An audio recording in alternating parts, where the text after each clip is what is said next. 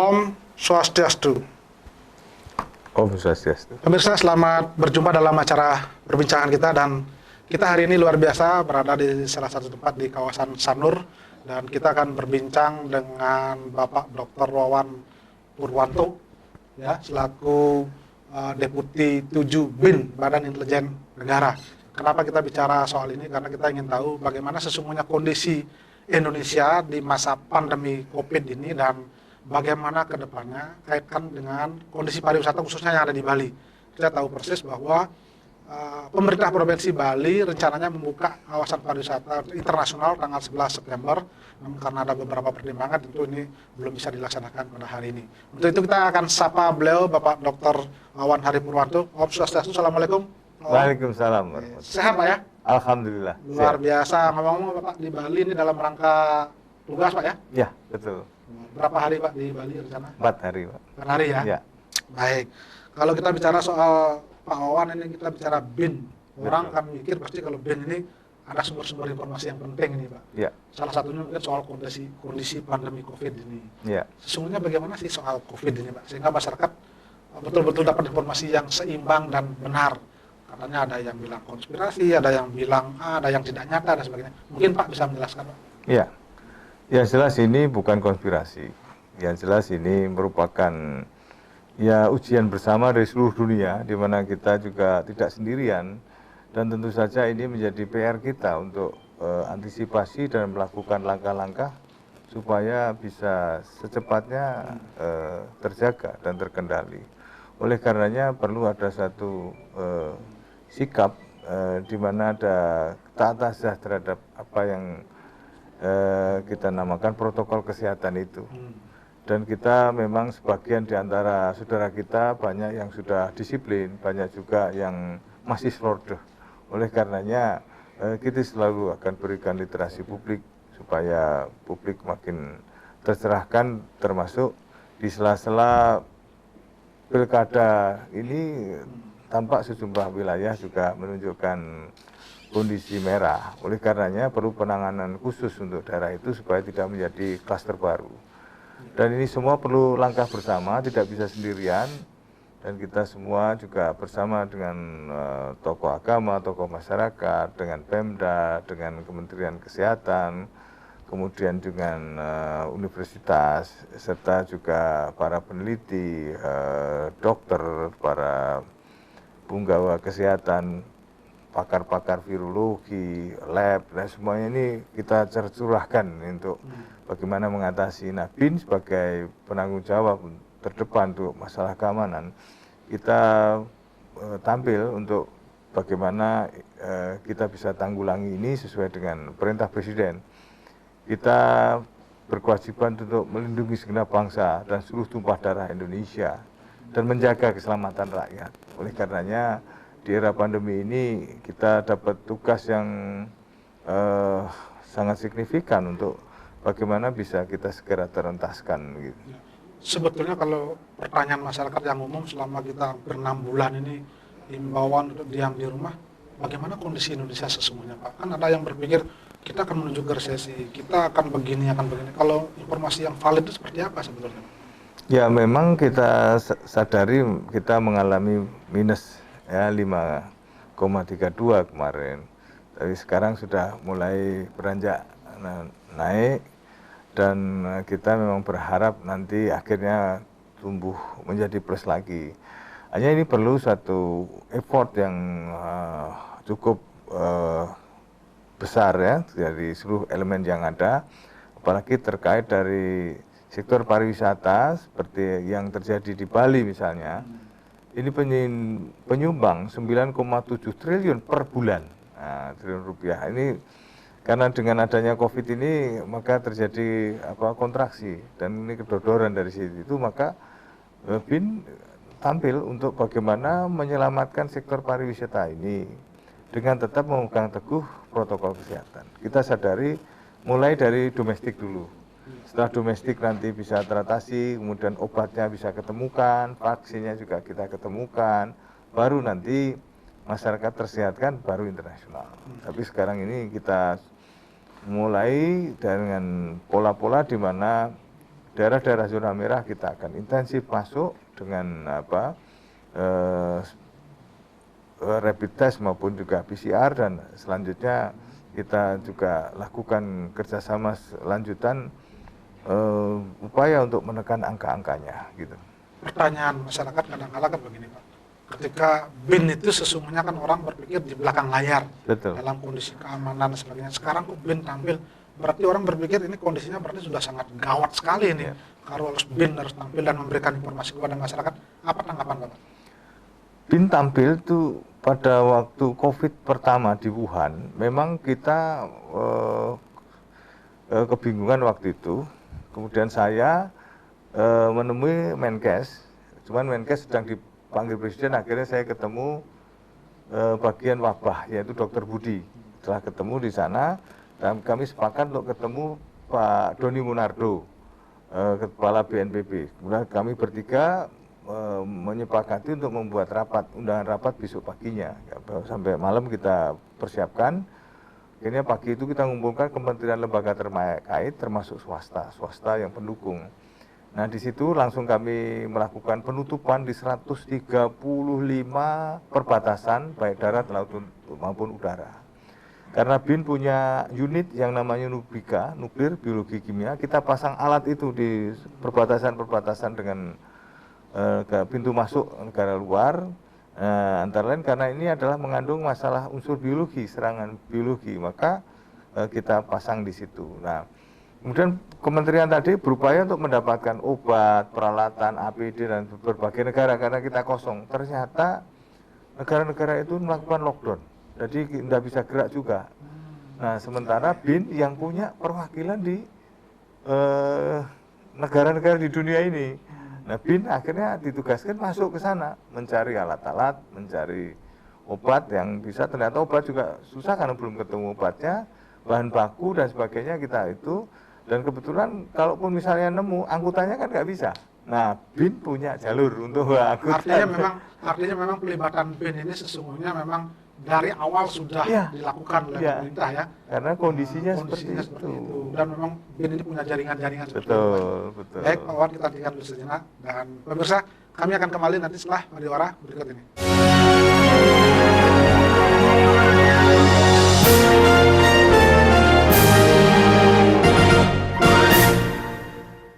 Pola hidup sehat akan membantu kita tidak mudah terserang virus penyakit.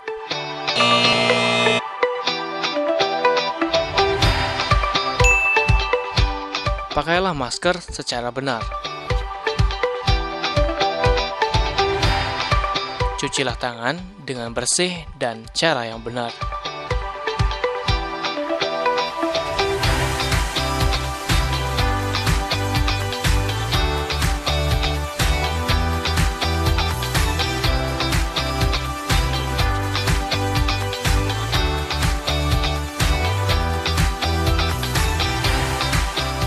Gunakan hand sanitizer untuk mencegah virus.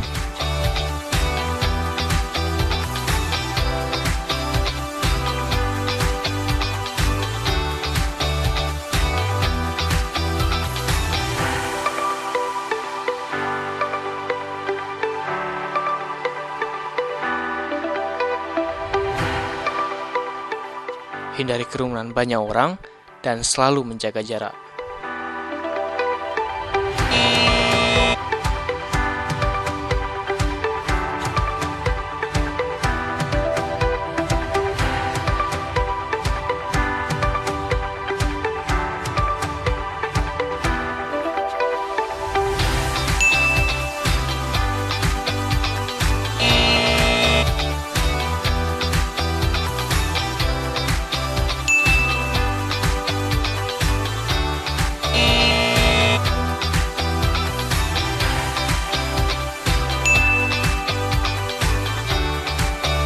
Cek secara teratur suhu tubuh Anda.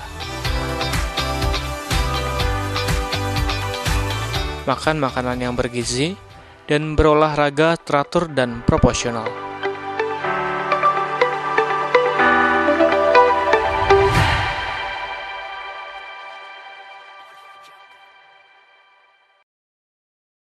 Ketika dua hal bertolak belakang, kami hadirkan berhadapan. Cara pandang dan sikap berbeda melahirkan polemik, bahkan kontroversi. Tidak pernah tanah dikuasai swasta, Bu. Ini Indonesia. Kami hadirkan dua sisi, Anda yang menarik konklusi. Saya, Tisa Noveni, di antara dua sisi. Tanaman nilam selain mudah dirawat juga mudah ditanam. Dengan hanya menggunakan sistem stek, tanaman ini mampu tumbuh dan berkembang. Biasanya, mereka menjual kepada tengkulak besar dengan harga beragam, dari Rp500.000 hingga Rp800.000 per kilonya. Pewangian dari bunga, buah-buahan, hingga aroma kayu kini berkembang menjadi sebuah industri besar, industri parfum. Parfum berfungsi sebagai pereda kegelisahan. Beli Cerdas, Rabu jam 2 siang di TV One. Menemani aktivitas dengan informasi yang positif. Penuh kreativitas dengan beragam prestasi.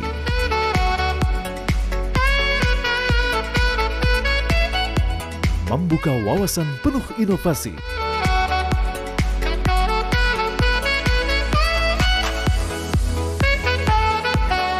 Saksikan Kabar Baik di TV One.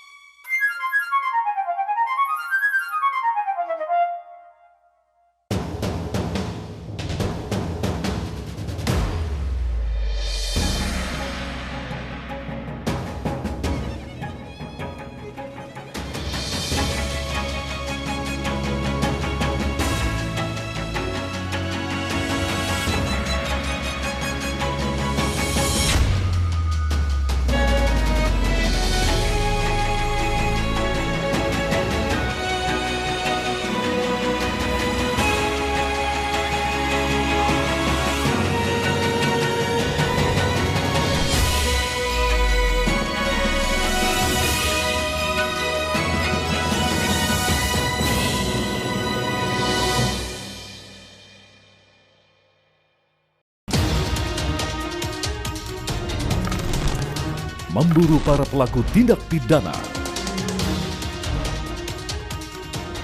Membongkar langsung dari tempat persembunyian mereka. Merekonstruksi dari kebenaran yang tersembunyi.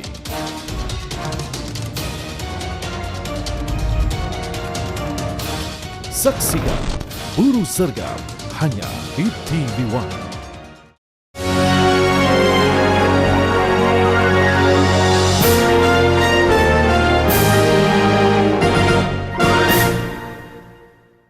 Pemirsa, masih dalam acara perbincangan kita berkaitan dengan kondisi pandemi, dikaitkan dengan kondisi pariwisata khususnya yang ada di Bali dengan Deputi 7 BIN Badan Intelijen Negara Bapak Dr. Wawan Hari Purwanto. Tadi sudah beliau mengatakan kenapa BIN harus terlibat dan garda terdepan karena memang jaringannya sangat luas dan memang patut untuk mensuplai informasi berkaitan dengan kondisi di Indonesia termasuk juga kondisi beberapa negara. Saya lanjut ke Pak Wawan. Nah, ketika kita bicara dalam sekian lama kita sudah menghadapi COVID seperti ini, seolah-olah semua negara sudah tidak berdaya, Pak. Ya. Apa yang harus kita lakukan? Masyarakat seolah-olah sudah pasrah, kita hanya bisa menunggu. Dari kondisi yang ada, menurut pengamatan Pak Wawan, apa yang harus kita bisa lakukan sekarang ini? Kita sekarang hanya bisa untuk taat azas seperti apa yang dihimbaukan oleh pemerintah, Impres 6 tahun 2020 mensyaratkan untuk kita taat azas menggunakan sistem perlindungan yang disarankan, baik itu masker ataupun juga cuci tangan ataupun juga jaga jarak dan lain-lain. Ini tetap harus taat azas dan kalau tidak maka ada sanksinya juga ya. Sanksinya sanksi sosial, ada yang denda, ada yang suruh push up, suruh nyanyi, suruh nyapu jalan dan sebagainya. Ini sebagai sanksi-sanksi sosial. Hanya sekarang kita juga tahu bahwa karena sebelum ada obatnya secara paten ditemukan, maka ya kita seperti itu jalur-jalur yang kita bisa tempuh. Hanya sekarang kita sadari banyak masyarakat kita yang kadang abai terhadap itu atau bahkan tidak percaya, seolah-olah tadi dibilang tadi ada konspirasi dan sebagainya.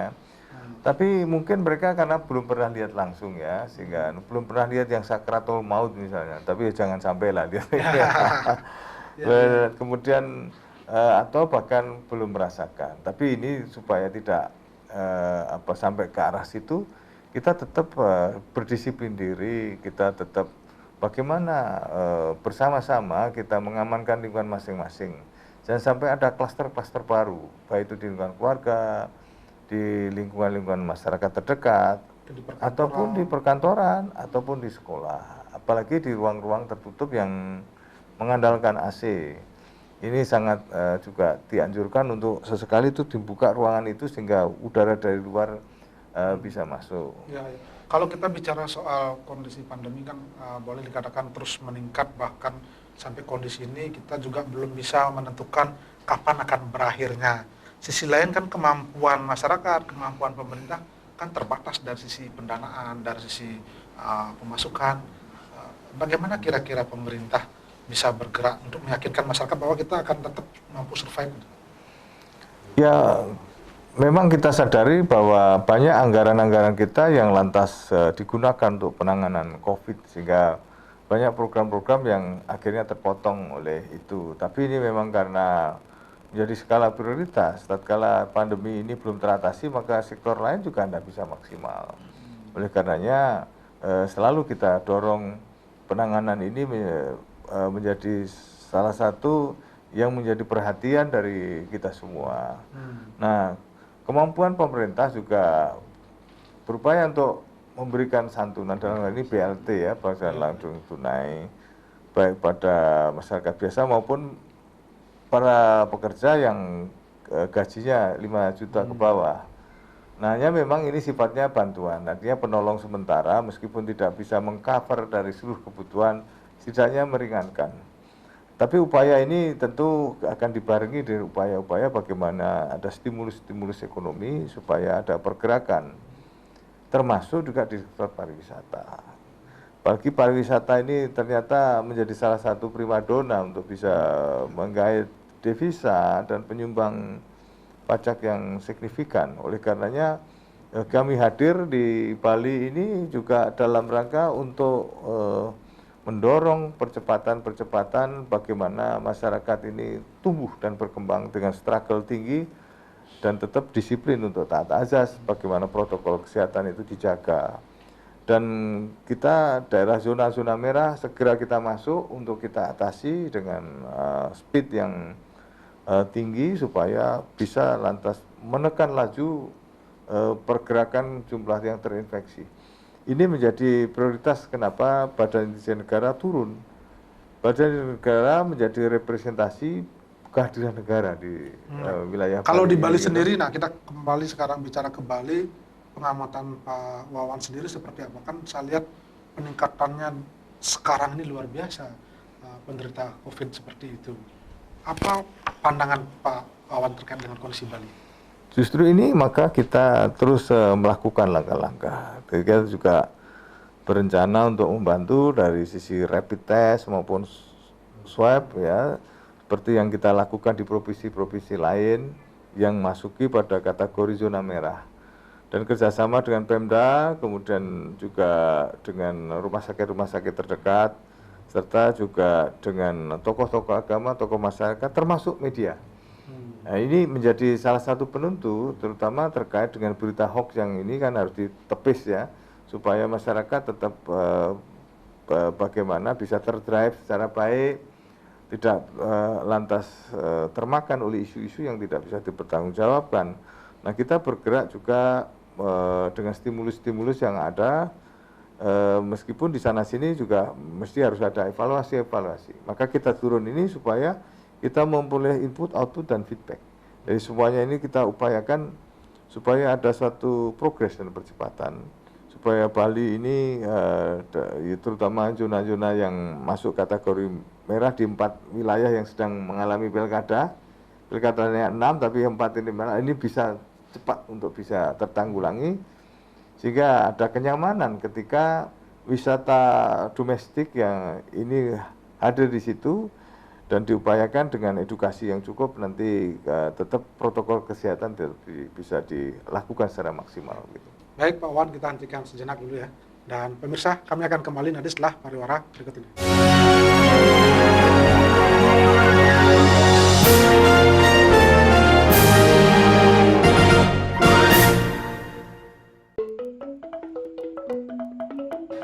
Mas nanti Bu, Iki yang di depot. nanti nih. Iki Oh, bongkot balik. Sambal kan? Jahe berapa? Pak. Yang hitung ya.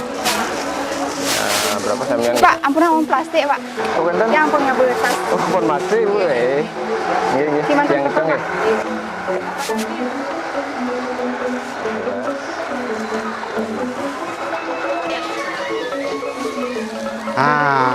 Pak, baiknya Bapak memang menyarankan pada pembeli untuk menyiapkan tas isi ulang seperti ini ya. Sekaligus untuk mengurangi penggunaan sampah plastik. Kita menyukseskan peraturan Gubernur Bali yang menyatakan Bali memang bebas sampah plastik ya. Mari kita wujudkan Bali bebas sampah plastik.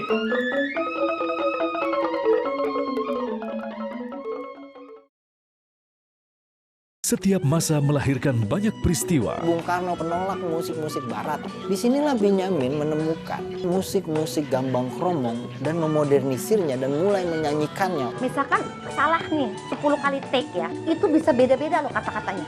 Piringan hitamnya cukup banyak, kita simpan di dalam sini. Apa yang menjadi catatan sejarah dan siapa yang menorehkannya? Melaka ditahan oleh dua regu pengawalnya ditembak mati. Haji Agus Salim dianggap sebagai Dwi Tunggal dengan Cokro Aminoto. Rafid Topan, pembalap syarat pengalaman di kancah nasional dan internasional ini, ingin menuntaskan ambisi juara di One Prix musim mendatang. Memiliki talenta dan skill lengkap, membuatnya selalu tampil agresif.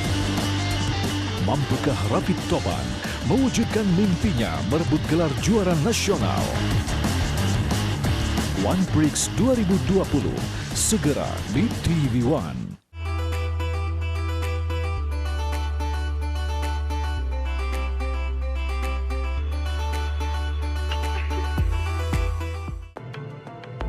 Nama Reinhard Sinaga menggemparkan publik internasional karena perbuatannya.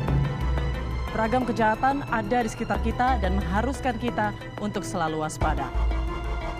Rampung sudah dilakukan pembongkaran makam dan juga otopsi terhadap jasad Lina Jubaidah. Ragam Perkara hadir dengan serangkaian informasi kriminalitas, hukum, dan sosial. Bersama saya Putri Windasari, Ragam Perkara. Permasalahan yang terjadi di sekitar kita nih, Ma. Membahas fenomena yang terjadi dalam sudut pandang agama. Contoh nih mak-mak, ke pasar beli bawang 1 kilo, nyomot, tambahin ya bang, haram. Bahasa dan penjelasan yang mudah. Dalam ayat ini harus baik kepada tetangga. Dan menjadi tercerahkan. Ibu adalah guru yang pertama buat anak-anak. Orang tua senang bertemu anaknya. Rumah Mama Dede di TV One.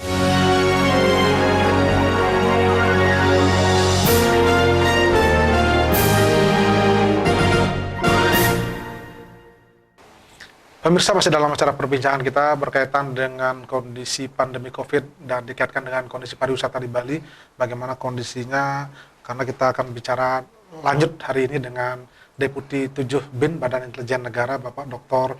Wawan Hari Purwanto. Tadi beliau sudah mengatakan ada beberapa zona-zona yang terus diupayakan untuk menghentikan laju pertumbuhan COVID tersebut karena memang dampaknya kepada persoalan ekonomi khususnya juga termasuk juga dalam hal pilkada. Saya kembali ke Pak Wawan.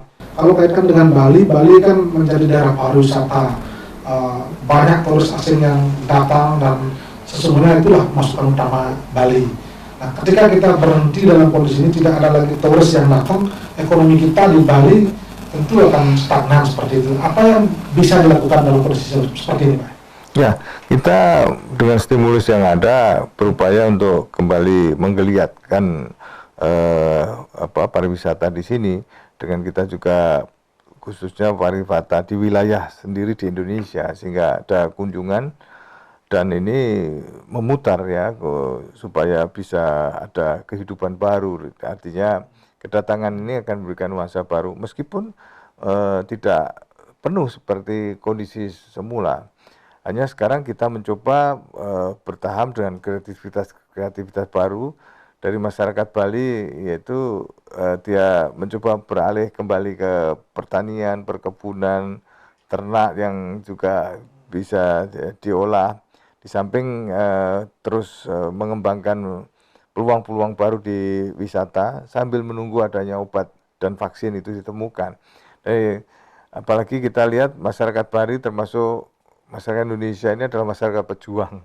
Mereka punya daya tahan yang sangat tinggi dan kita sudah pernah melewati masa-masa kritis di 98 misalnya krisis moneter. Kemudian juga di sini pernah juga ada Gunung Agung, bom Bali, baik bom Bali 1 maupun bom Bali 2. Kita semua bisa melewati. Memang sekarang kondisi ini yang terberat saat ini. Hanya dengan spirit dan ketahanan yang ada, menurut saya kita akan mampu melewatinya, dan ini harus melalui sebuah perjuangan dan kebersamaan dengan tetap menjaga disiplin. Kalau dikaitkan dengan kondisi perekonomian, bagaimana Bali sangat bergantung pada sektor pariwisata, khususnya mungkin pariwisata mancanegara. Sementara di beberapa negara kan sedang ditutup dan Bali belum membuka diri. Ini kan kekuatan ini, terutama kekuatan ekonomi masyarakat, tidak mungkin bisa bertahan lama, Pak.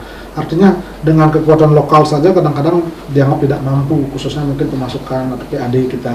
Nah sekarang apakah ada upaya yang bisa dilakukan oleh pemerintah mungkin membantu Bali dari sisi menarik wisatawan asing seperti itu, atau mungkin membuka sudah keran pariwisata dari luar negeri seperti itu? Kalau keran pariwisata dari luar negeri kita masih menunggu, karena kita masih memberlakukan peraturan menteri yang masih melarang orang asing datang.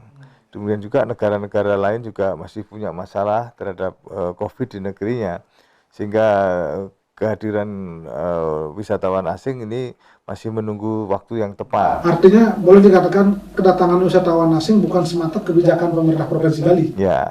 Jadi ada koordinasi dengan pusat juga. Dengan pusat dan juga dari negara-negara yang tempat betul. Nah, tapi sekarang untuk wisatawan domestik ini sedang kita genjot ya, supaya sambil menunggu situasi membaik, ya domestik kan tetap juga hadir di mana-mana di sekitar wilayah ini, dan inilah ekonomi bisa berputar. Kalau dikaitkan dengan kondisi pariwisata internasional, berarti kita khususnya di Bali belum bisa berharap banyak, mungkin bulan depan, 2 bulan lagi, 3 bulan lagi, belum bisa berharap pada saat itu, Pak ya? Ya, kita masih perlu bersabar hingga nanti diumumkan situasi pasca kondisi negara-negara itu juga membaik, kemudian kita sendiri sudah siap dengan persiapan secara maksimal. Dari sana baru kita secara resmi kita declare. Tapi kita sekarang mempersiapkan diri menuju ke sana. Nah, tahap berikutnya ini domestik dulu untuk diperkuat, setelah juga masyarakatnya siap, termasuk disiplin masyarakat sudah bisa kita harap. Dari situlah maka nanti akan tumbuh ada proses percepatan. Nah selama ini ya kita masih dalam posisi wait and see, dan diharapkan kita bisa percepat. Semakin kita mau kerja keras, kerja cerdas, kerja ikhlas, dan kerja tuntas, supaya disiplin ya semakin cepat. Satu sisi berarti kan selain kita juga bicara menerapkan protokol kesehatan, kadang-kadang orang kan berpikir menunggu obat atau vaksin. Apa yang bisa diberikan informasi kepada masyarakat bahwa kita semuanya kalau ada vaksin baru kita akan berani membuka, betul nggak seperti itu, Pak?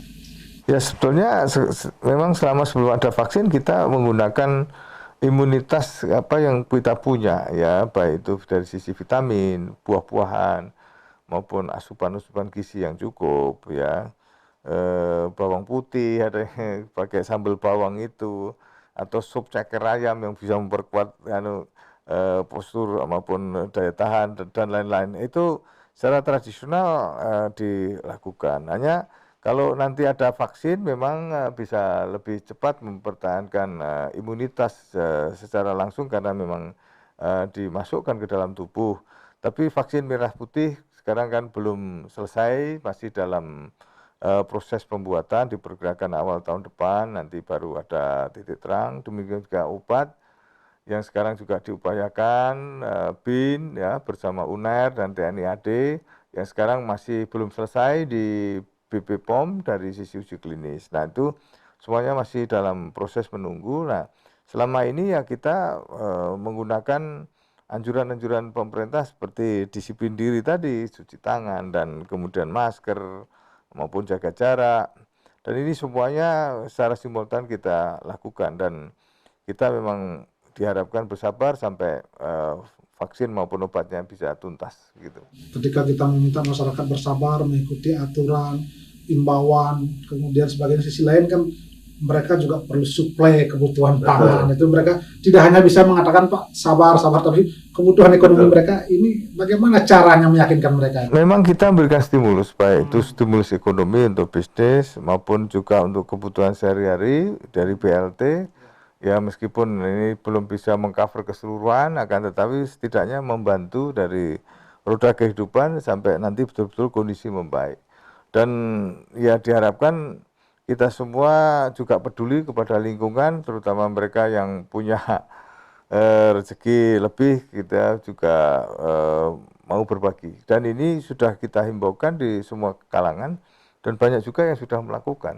Dari mereka bagi-bagi sembako, bagi-bagi ada yang uang tunai, ada juga yang satu memberikan bantuan tenaga, yang saya memberikan uang. Dan sinergi ini menjadi satu kerja bersama gotong royong yang kita miliki. Oleh karenanya selama kita masih berjibaku menghadapi situasi sulit sebelum ditemukannya obat maupun vaksin, kenyataannya masyarakat rame-rame untuk bisa saling menopang begitu.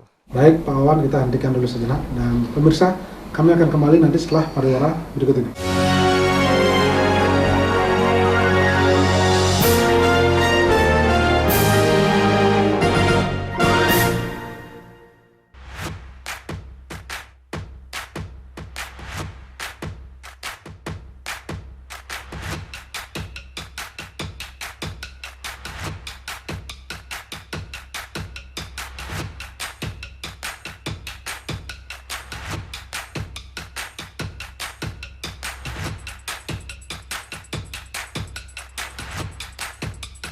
Hidup Sehat, Senin sampai Jumat jam 1 siang di TV One. Mengupas isu-isu nomor 1. Tragedi meninggalnya ratusan tugas KPPS. Konfirmasi sumber-sumber utama. 22 Mei 2019 ini berbeda dengan hari pertama kan? Memberikan yang tersembunyi. Kita ini responsif ketika diserang. Kontroversi. Ya, atau skill malam. Konspirasi. Bertahan menguasai dunia. Bukan cerita, tapi fakta.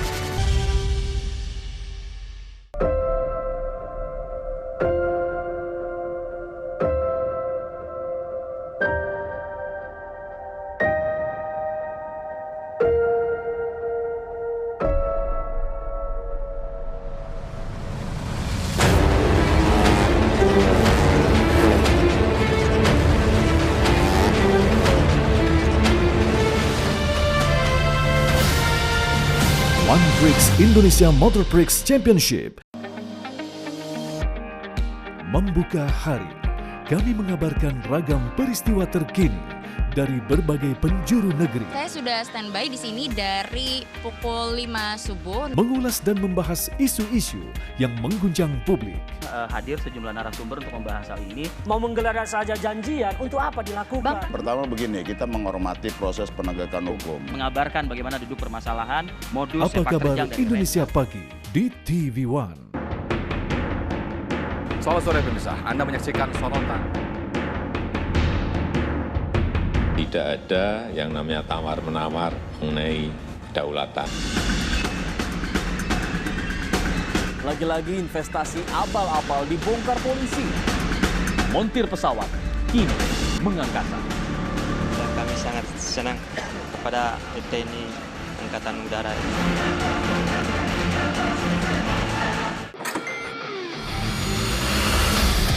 Rangkuman peristiwa dari arena otomotif. Dari hingar-bingar panggung balapan hingga pernak-pernik modifikasi.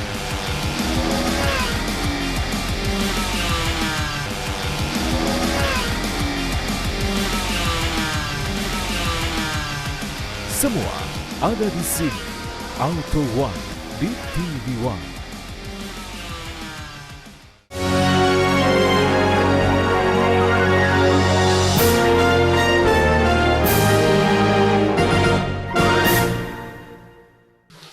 Pemirsa, masih dalam acara perbincangan kita bersama Deputi 7 BIN Badan Intelijen Negara, Bapak Dr. Wawan Hari Purwanto. Tadi beliau sudah mengatakan kita memang harus bersabar karena kondisinya kita belum bisa tahu sampai kapan pandemi ini berakhir, dan tentu dalam kondisi sabar ini tumbuh rasa saling peduli antar sesama dalam saling menguatkan, khususnya karena kita sangat memerlukan kebutuhan pangan dan sebagainya seperti itu. Saya kembali ke Pak Wawan. Ketika kita mencoba untuk mengimbau masyarakat untuk melakukan protokol kesehatan, di sisi lain kondisi pandemi terus meningkat, contohnya misalnya di Bali sekarang malah meningkat tajam, tapi masyarakat beberapa yang mungkin tidak sadar. Ketika diberikan imbauan, berikan aturan, itu sanksi ada di situ. Ketika diberikan sanksi, masyarakat marah. Bagaimana pemerintah sekarang bersikap kalau kondisinya demikian? Setiap aturan tidak akan ada gunanya kalau tidak ada sanksi, karena sanksi ini adalah penegakan disiplin. Di mana aturan ini menjadi kesepakatan bersama. Kalau itu undang-undang berarti kan juga keputusan antara pemerintah dan wakil-wakil rakyat di DPR. Adapun yang lain ada Impres, ada Kepres, semuanya ini juga atas pilihan kita sebagai presiden juga terpilih oleh kita. Oleh karenanya ini harus menjadi tolak ukur dan acuan. Kalau misalnya dikenakan sanksi, ya kita harus terima karena memang itu klausul yang sudah kita sepakati untuk bisa penegakan disiplin. Masyarakat yang masih keberatan terhadap sanksi, ya sebaiknya diikuti ya, aturan main. Karena di negara demokrasi itu ada 3 masalah, yaitu kebebasan, kesetaraan, dan aturan gitu. Nah, kalau kita mau semuanya jalan sesuai on the track, ya ikuti aturan ini, insya Allah kita akan aman. Hanya persoalannya kadang-kadang ada yang melintir, ada yang menggoreng, ada yang sehingga. Nah, di situ persoalannya Pak. Di situ persoalannya ketika ada pertanyaan, ini dalam masyarakat dalam kondisi susah loh, kemudian ada sanksi, bahkan ada denda dalam bentuk uang. Ini pemerintah seolah-olah tidak berpihak kepada masyarakat lemah. Pendapat Pak Wawan? Sebetulnya bukan nggak berpihak, tapi kemudian masyarakatnya yang memang perlu diedukasi. Memang mendisiplinkan masyarakat itu perlu waktu, perlu proses, apalagi dengan alasan mereka butuh makan untuk melakukan sesuatu. Hanya persoalannya sekarang, kita itu kalau tidak sehat, apapun juga tidak bisa maksimal dilakukan. Oleh karena kesehatan tetap nomor 1. Kita kaya kalau nggak sehat buat apa? Akhirnya duit habis juga untuk berobat. Kita gagah ganteng kalau sakit-sakitan ya akhirnya badan habis, dampaknya ya kemana. Oleh karenanya kesehatan ini merupakan suatu tolak ukur. Maka kalau misalnya kita didisiplinkan dengan alasan kesehatan, kita tidak boleh egois. Karena mungkin kita bisa nggak peduli terhadap kita, tapi yang lain bagaimana? Apalagi kalau itu ada spreader, ya. OTG, apa juga ada ATG sekarang, ada anak tanpa gejala. Ini kemudian ada yang di Jogja misalnya, kemudian Jateng, di Bandung, ada temuan virus baru yang kekuatannya itu 10 kali lipat. Oleh karenanya kalau kita mau menjaga disiplin secara tertib, insya Allah hal-hal yang siklus-siklus baru tadi itu bisa kita tepis. Itulah sebabnya maka kalau misalnya ada sanksi akibat keteledoran kita, ya ini ambil hikmah. Artinya pemerintah sebetulnya sudah sangat berusaha bagaimana persuasif dulu, kemudian kalau harus sanksi ya memang harus diterapkan itu Pak ya. Itu sebenarnya demi untuk kepentingan bersama. Tapi kalau ada pihak-pihak yang mencoba menggoreng untuk kepentingan politik, kira-kira apa pendapat Pak atau pandangan Pak Wawan? Ya, untuk yang menggoreng untuk kepentingan politik ya kita harus sama-sama sadar lah bahwa kita menghadapi masalah bersama, dan ini adalah kepentingan nasional. Di saat apapun yang namanya kepentingan nasional itu harus kita dahulukan daripada kepentingan pribadi, golongan, kelompok maupun kepentingan politik. Kita ingin masyarakat lebih kepada tercerahkan karena keselamatan rakyat ini menjadi pertaruhan utama. Oleh karenanya bagi teman-teman yang masih senang menggoreng sana sini untuk kepentingan tertentu, ya kita redakan dulu lah. Kalau pengamatan Pak sebagai intelijen di situ, apakah sudah ada yang mencoba untuk memanfaatkan momentum pandemi ini untuk kepentingan politik seperti itu? Oh sudah ada. Dan itu mereka rata-rata artinya boleh dikatakan lawan-lawan politik gitu ya? Ya ini kan hal yang biasa. Di sebuah negara demokrasi pasti ada pro kontra, pandangan yang berbeda. Hanya kita mencoba juga menarik ke rel bahwa selama kita berhadapan dengan kepentingan nasional, maka kita harus bareng-bareng. Nah nanti ada saatnya lah, misalnya kita beradu politik dan sebagainya. Di saat-saat yang berbeda tuh ada, tidak lantas. Persoalannya ketika masyarakat diedukasi dengan pandangan-pandangan yang berbeda dengan pemerintah, mereka kadang-kadang kan juga termakan, Pak. Artinya akhirnya mereka marah dalam kondisi lapar, marah, dan akhirnya disitulah momentum untuk mencoba menentang pemerintah itu. Memang ada, ini pengaruh pada STOM, emosi, sikap, tingkah laku, opini, dan motivasi. Dari gerakan-gerakan agitasi itu memang lantas berubah emosi masyarakat, terjadi distrust terhadap pemerintah, ataupun juga semacam ketidakpercayaan, dan semuanya dibangun dengan cara-cara yang menurut saya dari masing-masing sudut pandang. Hanya kita berjiwa besar dan elegan.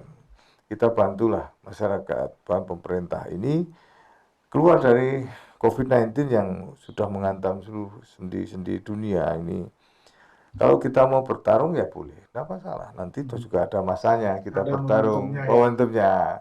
Baik itu di pilkada maupun juga legislatif, DPD, ya kan, presiden ada masanya. Jangan sekarang, jangan sekarang dulu. Konsentrasi untuk bagaimana kita keluar dari pandemi COVID. Tapi dari BRI sendiri ada nggak mengingatkan pihak-pihak yang kira-kira mungkin ya ini kira-kira sudah agak melenceng jauh sekali dan memprovokasi masyarakat? Ya, kita selalu ingatkan, dan BIN itu punya patroli cyber 24 jam. Dan kita tahu mana saudara-saudara kita yang masih seperti langkah-langkah seperti itu, ya kita sampaikan kepada dia untuk kembali on the track, selalu begitu. Kemudian bagi mereka yang selalu menebar hoax dan sebagainya, kita ingatkan juga bahwa ada sanksi di Undang-Undang ITE. Nah ini supaya nanti dia bisa memperbaiki diri dalam bersikap, karena berselancar di dunia maya ini bukan di ruang hampa. Ini adalah ranah publik, bukan ranah privat. Nah ini yang perlu Kalau dikaitkan dengan kalau begini ini pemerintah atau mungkin yang pemegang kebijakan nanti kritik ini. Padahal saya sebenarnya ingin berkontribusi juga untuk memberikan pemikiran, karya. Tapi begitu dikatakan begini anti kritik. Bagaimana pandangan? Pemerintah tidak anti kritik, tapi berilah solusi yang baik, bukan yang lebih kepada agitatif tanpa solusi, atau hanya semuanya serba jelek tanpa ada solusi. Itu yang kita harap, apalagi yang menjurus ke arah hal yang tidak benar, fitnah, penggunaan ujaran kebencian, hate speech yang itu yang kita luruskan. Lalu masukan, saran itu biasa. Kita hari-hari udah seperti itu. Dan yang penting dengan cara-cara yang memang baik, solutif, Pak ya. Baik, kita hentikan dulu Pak Wawan, dan pemirsa kami akan kembali nanti setelah pariwara berikut ini.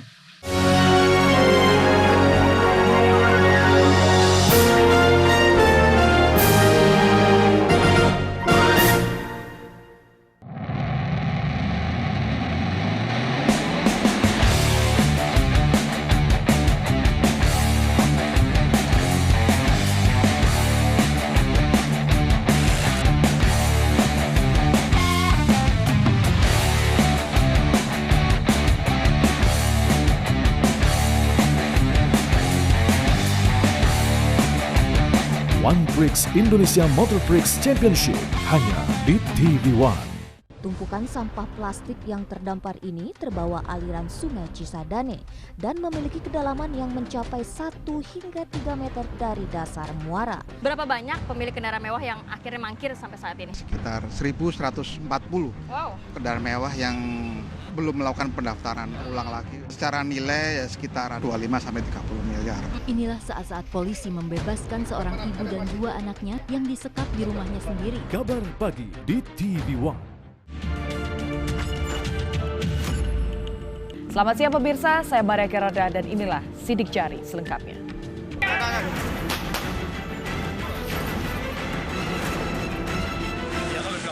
Ya, teman-teman kalau untuk lintasan di ini, ya bisa dibilang sibuk sekali. Dengan adanya gagal bayar itu adalah berdampak kepada bagaimana cara penagihannya.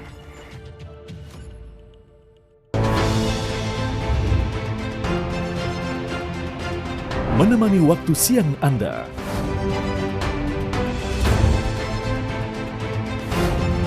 Kami sajikan berbagai peristiwa.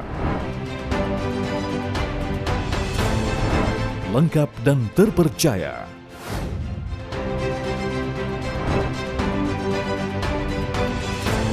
Saksikan Kabar Siang hanya di TV One. Kami hadirkan isu utama dan strategis. Kami akan bawa Anda untuk berbincang-bincang dengan para narasumber nanti. Efek jerah itu last resource aja sih. Karena inilah yang terbaik dan paling adil. Ya, dunia politik seakan tidak ada habisnya. Pemirsa, satu isu kemudian tumbuh isu yang lain. Kemudian menjadi sorotan adalah wacana terkait pemilihan presiden diserahkan kepada MPR. Polemik sensitif. Mungkin Majelis Salim lapor lah gitu. FPI sudah mengajukan permohonan.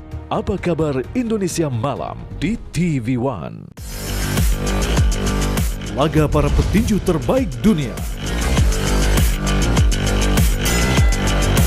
disaksikan jutaan pasang mata.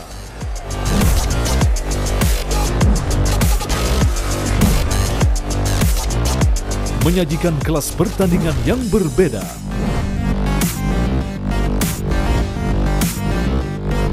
Saksikan Best World Boxing hanya di TV One.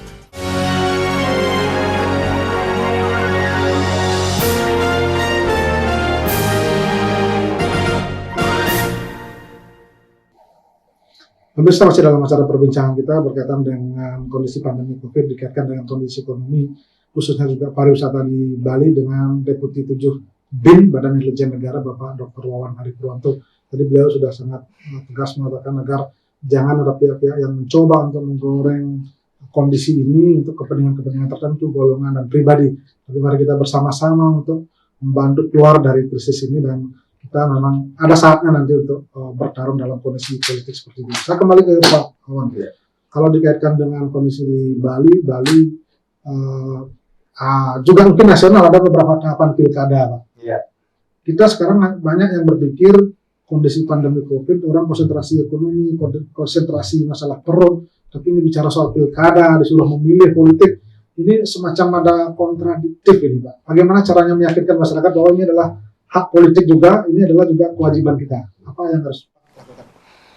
Ya, kita menyampaikan bahwa sudah terjadi pengunduran adanya pilkada sebelumnya, dan kita juga ada jadwal supaya pengunduran itu tidak terlalu jauh, karena kalau pengunduran terlalu jauh tentu ada konsekuensi di mana ada PLT lagi, panjang lagi urusannya. Kemudian ada wilayah yang kemarin juga terjadi kekalahan dengan kotak kosong yang sampai sekarang sekian tahun, 2 tahun lebih ini PLT lagi. Kan oleh karenanya menghindari adanya itu, kalau memungkinkan ya ada langkah-langkah supaya tidak ada kemunduran. Untuk antisipasi di wilayah-wilayah yang zona merah misalnya atau terkena pandemi, semuanya diantisipasi para petugas lapangan dengan menggunakan APD maupun juga sarana prasarana hand sanitizer ataupun juga penutup baik itu masker maupun jaga jarak maupun penutup kaca seperti yang plastik seperti yang saya gunakan ini. Ini semua adalah tujuannya apa? Para pelaku atau petugas-petugasnya juga harus teramankan. Jangan sampai di itu pilkada ini ada justru menciptakan musibah baru di situ. Nah, ini sudah kita antisipasi, meskipun itu juga membutuhkan dana yang tidak kecil ya. Oleh karenanya kita ingin partisipasi masyarakat untuk hadir di pilkada kalau bisa secara maksimal. Dan ya boleh dikatakan gini, Pak, etis nggak atau mungkin layak nggak ketika kita sedang susah begini pilkada tetap digelar?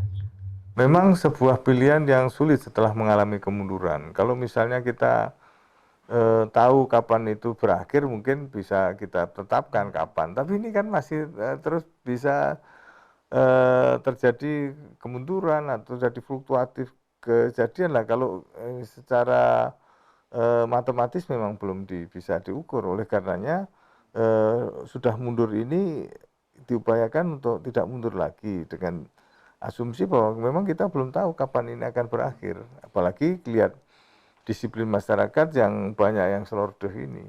Itulah sebabnya kalau misalnya terjadi kemunduran yang tanpa ada satu waktu yang jelas, ini menjadi Kalau sistem ketatanegaraan kita jadi tidak jelas adanya. Ya, nanti semuanya serba PLT. Memang semua dilema Pak ya, antara kepentingan ekonomi, kesehatan, tapi juga politik seperti itu. Nah sekarang bagaimana bersinergi? Ketika orang bersinergi itu kan, mungkin dalam beberapa kesempatan dalam kemarin pendaftaran pilkada misalnya Pak, orang rame-rame dianggap melanggar protokol kesehatan karena bergerombol menggerahkan massa, ini kan agak kontradiktif. Apa pandangan Pak?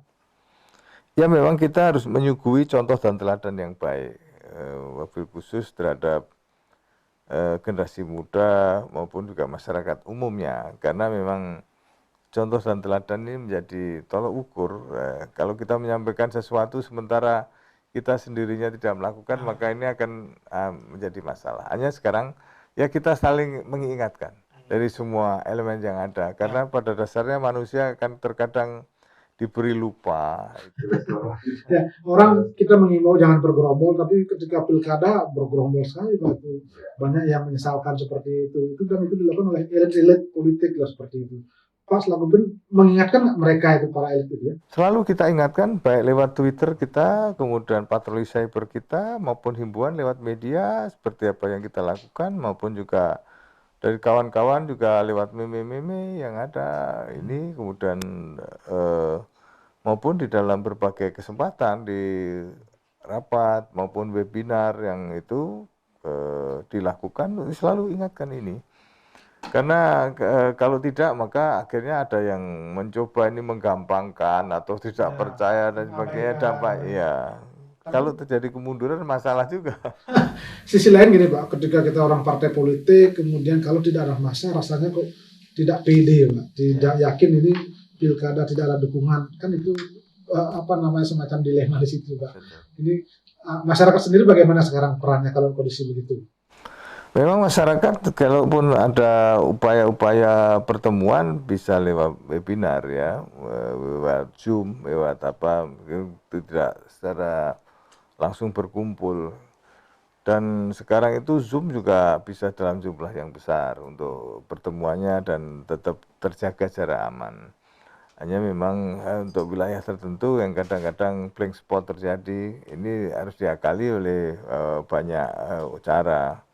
Akan tapi dengan kita sudah berupaya memasang penambahan kemampuan satelit, mudah-mudahan ini sangat membantu lah untuk bisa melakukan pertemuan politik dengan cara webinar itu dari Zoom itu. Berarti hikmahnya tinggi juga bahwa kita harus melek teknologi jadinya Pak ya, dengan kondisi pandemi ini ya. Baik. Terakhir Pak, harapan Pak kepada masyarakat, kepada elit-elit politik khususnya mungkin yang ada di Bali, bagaimana pandemi COVID ini juga kita tidak berhenti berkarya, berkreasi, tapi tetap mempertahankan protokol kesehatan, mungkin harapannya.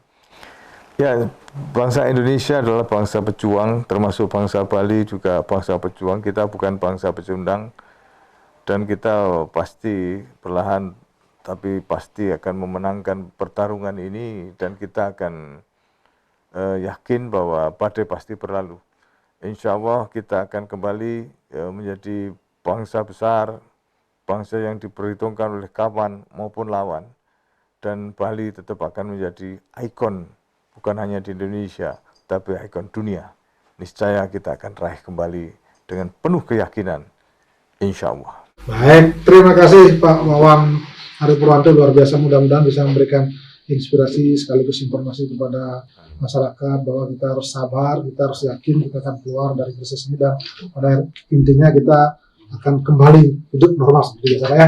Oke, terima kasih Pak ya atas waktunya ya. Oke, pemirsa, demikian tadi perbincangan kami dan seluruh kerabat kerja yang bertugas mengucapkan terima kasih atas perhatian dan kebersamaan Anda, dan kami akhiri dengan Parang Santi. Om Santi Santi Santi Om.